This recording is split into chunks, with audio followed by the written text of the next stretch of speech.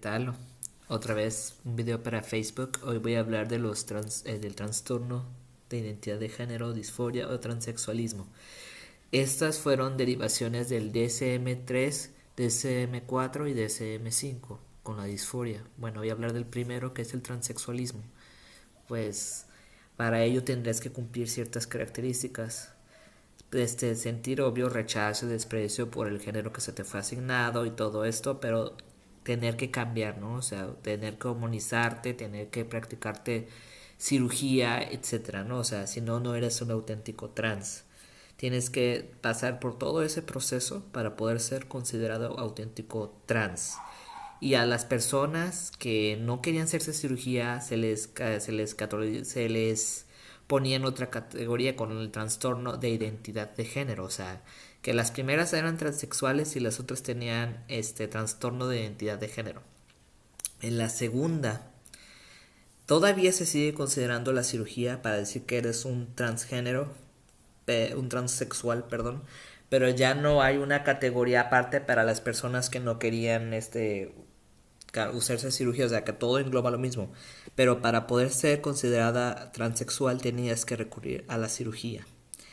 Y en la tercera, que es la disforia de género, ya es un sentir, un deseo, y aparte se toman conceptos inclusive culturales o académicos. O sea, mucha fue la presión, porque el primero era una patologización total, y ya en la tercera fue como algo más sociable, ¿no? O sea, ya el término de disforia englobaba más cosas, no solamente el querer llegar a la cirugía y la resignación de género o sexual, como se diga, sino más bien ya el sentir, ¿no? Con el sentir ya es suficiente.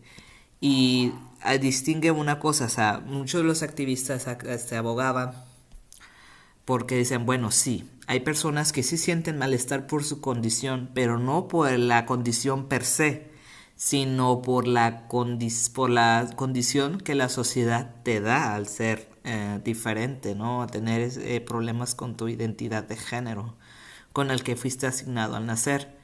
Entonces eso es muy importante saber cómo fueron distinguiéndose desde el tercero, del manual del manual, hasta el quinto, porque eso te va a dar referencias para poder argumentar si alguna vez quieren refutarte. No, es que tu consentir no es suficiente. Hay muchos transexuales que abogan con el sentir no es suficiente. Otros dicen que es necesaria la cirugía, porque yo veo mucho en los hombres trans. Y yo hablo de los hombres trans porque es la categoría que a mí me corresponde, no sé cómo se manejan las mujeres trans, que dicen preté.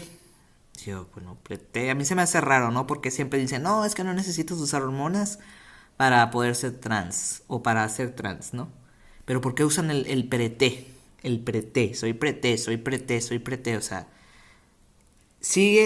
seguimos en la misma línea del 74 en el 2018, o sea, ya casi hace más de 40 años.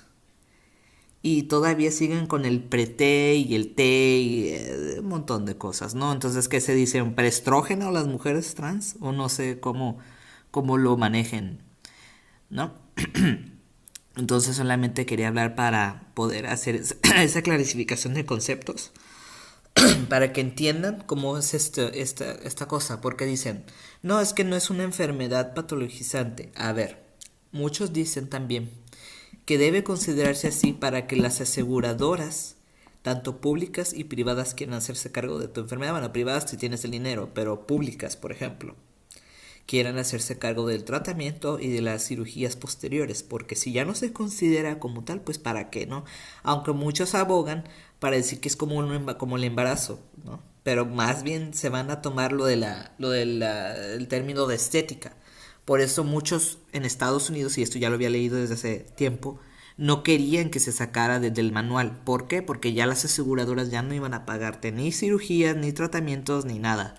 Entonces eso todavía sigue en boga. También en el artículo que leí venía una dinámico, es decir, necesitamos de una categoría para poder existir. Aunque muchas personas no lo toman de forma crítica, ¿no? O sea, decir, ah, sí, Tenemos que tener una categoría para que se nos dé existencia, para poder autointeligirnos, para poder ser reales. Pero a muchas personas no se les acomoda este tipo de concepto. O sea, ¿por qué?